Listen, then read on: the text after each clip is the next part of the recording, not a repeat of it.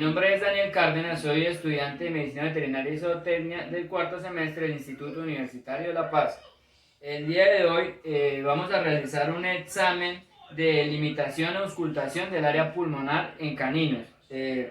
Hoy tenemos una paciente de nombre Lía, de aproximadamente 4 años de edad, de raza mestiza, aproximadamente con un peso de 2 kilogramos. El área de auscultación pulmonar es necesario utilizar 5 líneas imaginarias. La primera línea va de la parte caudal de la escápula hasta el olecranol en forma recta, generando pues un límite craneal.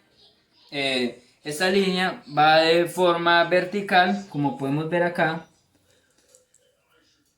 así. La segunda línea empieza desde la parte dorsocaudal de la escápula hasta el 11º espacio intercostal. Entonces, empieza desde la parte dorsocaudal de la escápula, que está aquí, hasta el 11º espacio intercostal. Entonces, sería acá. Entonces, la segunda línea sería todo esto. La tercera línea va desde la tuberosidad coxal, que está acá, hasta la 11ª o penúltima costilla, que estaría más o menos acá. Entonces sería todo este espacio. La cuarta línea va desde la zona esquiática hasta la 10ª costilla en forma horizontal. La zona esquiática es esta zona.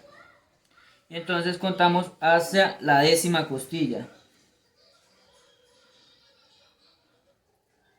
Sería más o menos acá. Entonces sería todo este espacio.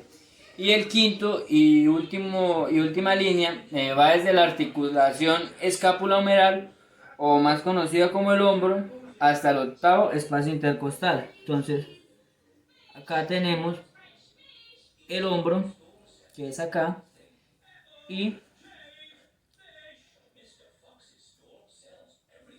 el 8º espacio intercostal, que estaría acá. Sería todo esto.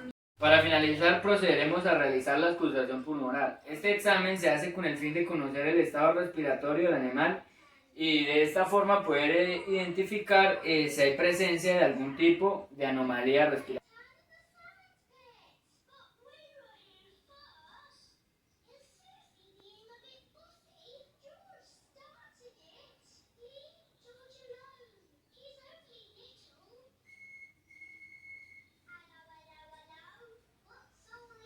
Conclusión, este animal, esta perrita de nombre Lía, está en perfectas condiciones a nivel respiratorio, no presenta ningún tipo de anomalía.